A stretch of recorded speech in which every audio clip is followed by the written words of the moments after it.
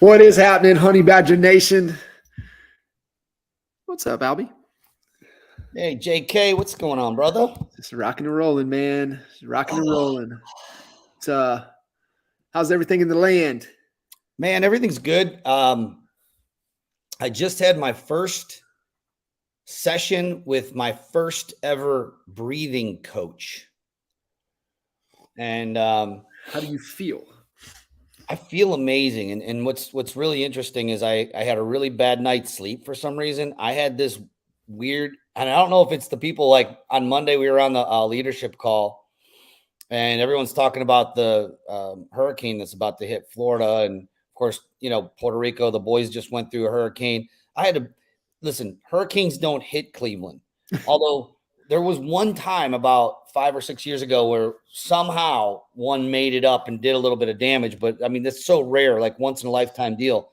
I had this nightmare that a hurricane comes sweeping by here and swept Snoop away. I woke up sweating. I couldn't go back to this bad night's sleep. But actually, Ryan Harper's wife, Sandra, is one of 65 people in the world that teaches this type of breathing meditation called Vishoka meditation. It's been something I've needed in my life the whole time. She saw me speak at Agent to CEO. She came up to me. This is something that I think everyone in Honey Badger Nation, I think it's helpful for you to hear, because I actually, I'm a driver. I drive myself way too hard at times. I need to take steps back. And even though I go to the gym and I exercise and things of that nature, I don't take time to breathe and just be. And I've tried meditation probably 20 years ago or 15 years ago. And I guess I was too young and dumb to stay on the path of it. And so I'm recommitting. I'm recommitting back to taking care of my inner breathing. And I felt amazing after this first session with Sandra. I told her, I said, I don't think I've felt this calm since I can't even remember. And I'm just wound up too tight, man. So, things are good, but so far the day's looking good. It's amazing. In what most people don't understand, right, is that especially drivers and most people that will hear this conversation, they operate at a high stress level, and you can only stress your way so far. And we've all done it, right? I mean, we stressed to 531 a lot in Oklahoma. I mean, both of us, pushing hard, me and Cuz, failed relationships, overweight, not taking care of ourselves. And we stressed our way to, to that kind of production in that kind of market with that type of market share. And so you can do that. But you can't stress to that next level, stress your way to that next level. And so what has to happen is that we have to do the things to make ourselves strong, like you doing that breath work. And the why you feel so amazing is because your stress level is so low. Now what happens is now you can focus, and you can really be intentional, really focus and make better decisions. And so when you operate at a high stress level, what it causes is that you just don't make the best decisions. You just muscle your way to a certain point. And if you want to get to that next level, you got to be able to focus. And that's why most people can't focus, is because they're operating at a high stress level. And everybody's different, right? You can function, certain people can function at a higher stress level than others, but you have to do the things, right? You have to do the breath work. You have to have the mindfulness. You have to exercise. You have to, read. You have to, the visualization, and you have to do those things to keep that stress level down so you can focus and get your life to that next level. I mean, I'm excited for you, doing that. It's going to unlock so much more for you. It just really unlocks more potential that we have inside of us. It's good on all levels. I studied it, like I said, about 20 years ago when I dipped my toe into the, whole Buddhism practicing and meditation. And for whatever reason, I didn't stick to it. I didn't commit. I didn't recommit. I'm not making an excuse why it happened. I think I know why it happened.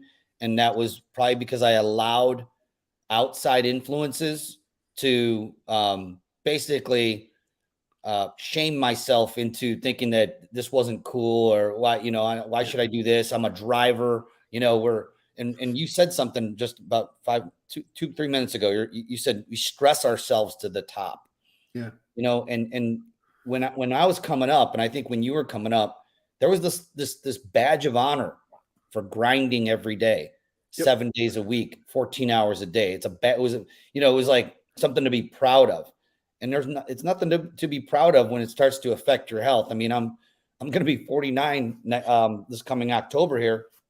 And, you just start to become more aware of how your heart's beating, like how you're feeling, and I shouldn't be having, actually our buddy Hank Avink, he met me at the boat a couple weekends ago because he was up at Cedar Point with his family. I love Hank. Shout out to Hank. He should be in the Honey Badgers. And Hank's like, hey man, are you, what do you do every day? You work much? I said, shit, I'm working every day, man. Like not every day, but like Monday through Friday. Yeah, I'm working. And he's like, man, I joined this company to work less, not work more. And it was really just a fun dialogue back and forth of perspective on just, he's balanced and himself out to where, he committed to spending more time with his friends and family specifically. And that is why I believe we joined this company, and I needed to hear that from Hank. So thank you, Hank. I know you probably can't hear us, but he's a special soul. I like Hank a lot. So. Yeah, no, it's also though, always that hunger, right? Always staying hungry. And it comes back down to, I really believe it comes back down to standards, and everything really revolves around those standards and not allowing, no matter where you came from. And man, did I tell you about the episode 104 on Andy Frisella's podcast with Ed Milet? Winning is more fun than fun is fun is the name of the episode. And it's about 80 minutes long. And everything that they talk about in there is, I've listened to it 4 or 5 times, and it's just like, it's one of the most spot on conversations that you'll ever listen to. And it really talks about the standards and the drive and the force. And it's like, always never losing sight of those days that you didn't know if you were going to eat, or how am I going to make payroll this week? And yet we figured it out. But staying hungry like that all the time, I'm telling you, man, if you haven't listened to that episode, it's like, it's one of the most must listen to episodes that you can listen to. It's so powerful. I'm gonna write it down. Yeah. It's on Andy Frisella's podcast, episode 104 with Ed Milet. Winning is more fun than fun is fun. And he explains it. He says that about halfway through the conversation. Okay. Ed talks about it. Yeah. So go ahead. As far as, people out there, I think there's a comment in here with the softening market causing agents to lack. So for me last year, and I admitted this, on publicly on some videos and stuff, is that I felt myself coasting, which is why I signed up for the Ironman to move myself out of the comfort zone I found myself in and challenge myself. I have to be challenging myself. Now, having said that, that doesn't mean that I need to be stressing myself out. There's a big difference. The nice thing about training for an Ironman is that when you're out there training for 2 hours a day, sometimes more, but on average, it's right around there. That's a great stress reliever. So in contrast, and this is just me personally, I challenged myself to up my content game, hired a content manager that literally, her name's Regina, and she is driving me hard daily to put content out because I told her this is what I wanted. So she's just driving me toward my own goal. And of course I have a videographer, and they're pushing me outside my comfort zone to what, I've been doing video, kind of just, throwing spaghetti at the wall and hope it sticks type of, with no real strategy. Now I know what a real strategy looks like, a real content strategy on what it looks like. And cause I'm doing it and she's pushing me to do it. And I'm starting to feel that different type of stress, not the same stress when you're training for a race or something. This is a good stress. It's a good, well, that I feel is a good stress, but this is a stress where you're like, man, and we talk about it. Look, I've been teaching other agents how to pick the phone up and shoot video for years. So it's not something new to me, but at this level, it's new to me, and it's forcing me outside to do certain things outside my comfort zone that I'm just not used to. Love it. So, dealing with that stress, I think that, going into this market, I'm looking at some notes right now because I'm about to shoot some content on this market because someone put in here about the softening market and rising rates. That's going to be enough to kick people into that next gear. A lot of entrepreneurs wake up fearful that it's all going to go to zero, and that I'm guilty of that as well. Yep. And that is often what drives us. And I think that in this video that I'm going to be shooting here today, actually, is that the 3 things that you can implement in your market so that you can begin to dominate it where everyone else is losing market share and you can gain it in a down market is, number 1, stay hungry, humble, and smart. Never waver from the mindset of hungry, humble, and smart. Number 2, become the student of marketing. Problem solution is if you can solve the marketing problem, you're never going to have to worry about where another lead comes into play. And a lot of the agents who are taking market share by luck, just because they don't have a system in place, it's just, when I say luck, it's their sphere of influence that happens to call them here and there. You're going to be able to overtake them in market once you become the student of marketing. And 3, which is mentioned here by, I can't see, it's this Facebook user, so I don't know who it is, but being agile in the market conditions and not being afraid to change things up if something is not working. Don't be married and fall in love with an idea and stay with it when it clearly may not be the right strategy. So those are the 3 things of advice I would give to somebody. And kind of expand upon that though is when you say being agile, but also around marketing, and marketing is really about testing and throwing out what's going to resonate, as long as you're trying to join the conversation in the head of your target client. And most of them haven't taken the time of like, who is your target? Who is your target client? Who is that ICP? Who is that avatar? What are their pain points? What are their desires? What's keeping them up at night? And is there a problem that you're uniquely gifted to solve? Can you solve their problem? And, Coach talks about it all the time, right? Money exchanges hands when problems are solved. And so you have to wake up every day thinking about the people that you're gifted to help solve their problems. And that's what you said. Like, you never have to worry about, if you're just waking up solving problems for the people that have your money, you don't have a thing to worry about. You're going to accelerate when this market, when it's doing what it's doing, you're going to accelerate past the people, past the perceived competition. Yeah. And I would say that, in a real life situation, 1 year ago today, before we started seeing this shift, if you would ask the question, what keeps up the older couple in their 70s or 80s who've been in the same house for the last 40 to 50 years, they've clearly outgrown the home, but they wouldn't sell their house. That was last year. Their biggest fear and the reason why they wouldn't sell, among the normal reasons, the downsizers' normal reasons is it's a house full of memories. There's an emotional connection to the house.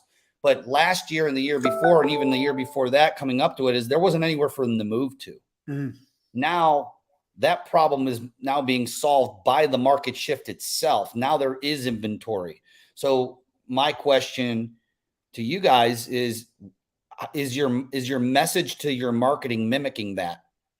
Are you being the source of that factual news, becoming the expert advisor to that subset of people? I'm telling you, there's a bottleneck of these folks. Mm-hmm. They just kind of threw the towel in because they couldn't find anywhere to physically move. My mom and dad were literally closing today. When this is done, I'm going to transfer cash into the house we built for them. And we downsized my mom and dad.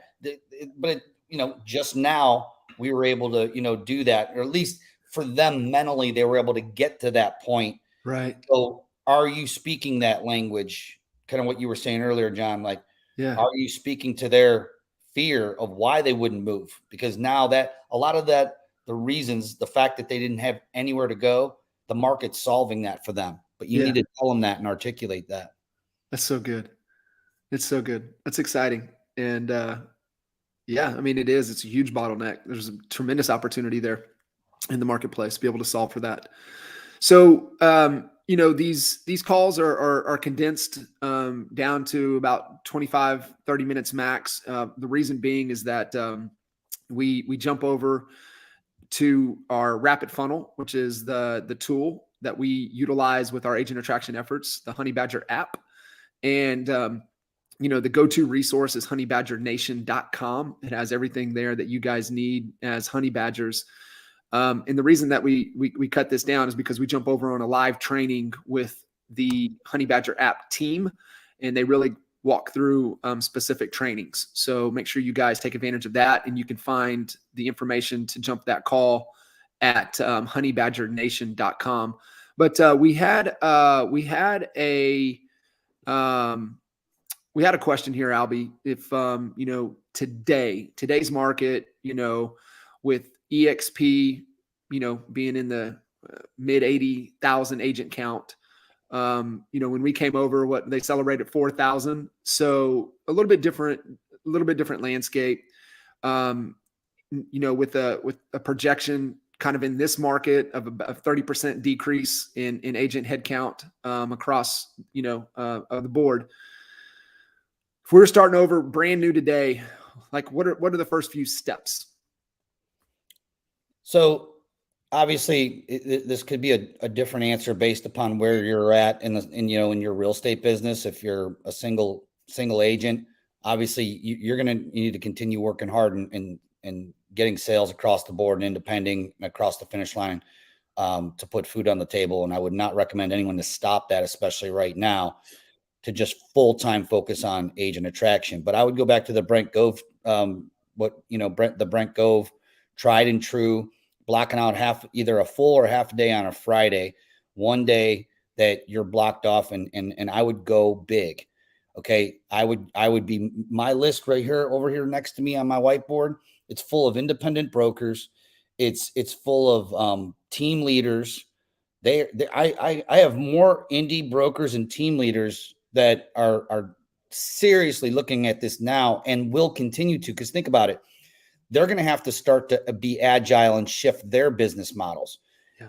And for instance, they may have to start to cut expenses to stay profitable or just to keep their head above water when the sales, if they're losing agents like everyone else is losing agents, and they are, then, it means like the agents who are doing 1 or 2 or 3 deals a year, those add up, even in an independent brokerage of 500-600. So what I would be doing is I would be having just more of those conversations with, my agent attraction efforts. If I had a team, I wrote it down. We build rescue teams. We build special ops rescue teams for real estate agents and real estate teams. And we got to bring them onto the boat, bring them onto the rescue boat, find the problem, help solve it. And that's what I would be doing. Sorry if that's too generalized. I love it. And, I had this conversation with Don Yoakum when we were at Shareholders, and, he said it right. If you're not uniquely gifted to solve new agent problems, like if you don't have a team, a structure to be able to really get them on, get them in, get them productive, leadership, accountability, everything that they need, then you do not need to do that. Right. Number one is keep your eye on production. But he likened it to, are you, agents that are onesie twosie agents that are doing just a couple transactions a year that don't want to be on a team. It's that they're building a house of straw. And then you got the agents that are cappers, right? They're building a house of sticks.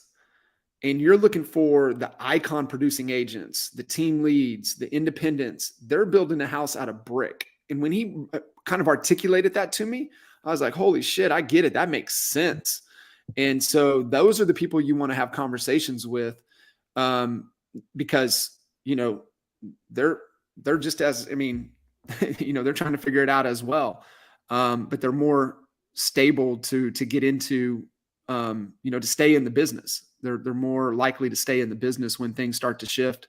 And you're not going to icon unless you've got some things figured out, right? Some lead gen strategies. You got some proven processes, things that are working well for you.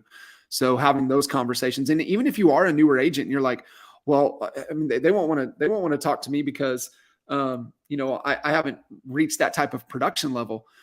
In that episode with Ed and Andy, they talk about the ladder of success, and, people above you, it's that whole plus, minus, and equal concept. The people above you, if you ask for help, they want to help you. And they said that, what they've seen with the uber successful people on the planet is that the most successful people on the planet help other people succeed, and they want to help others succeed. And so you as an agent, do not hesitate. If you've got somebody that's out ahead of you, do not hesitate to reach out and ask for help. I believe asking for help is a superpower. And if you want to collapse time and accelerate your growth, don't be afraid to ask for help. Yep. Love it. All right, brother. I know we're coming up here just a couple more minutes. Anything that we want to kind of hammer home with everybody heading into the fourth quarter of this year? Yeah. So, and this is on, since, we were talking about agent attraction, in the app, last week's training was money. I can't emphasize it enough. I said it on on Monday's leadership call with our leadership group who are hyper-focused on agent attraction. And so go back and listen to it. It's in the app. So if you go into the Honey Badger app and you go into the coaching session, it's all the way down at the bottom right there. And it says posting surveys on social media. It's like 25 minutes of gold. You can listen to that call, and in 25 minutes, you're going to know exactly how to make a post that is great. So for now, though, let's everyone that's on this call, go to honeybadgernation.com. The link to this training, you're going to scroll down and you're going to see it on the Tuesday call. DM me or John. I don't know who that is that asked about how to get on the leadership call, but basically, you got to be all in. You got to have weekly activities that you can report back that you're actually, doing the work, and sharing also your challenges and your wins, meaning you're actually in there doing it. You're on the battlefield. So we're going to see everybody on the call, hit that up, and we'll see you at the top, everybody. See you.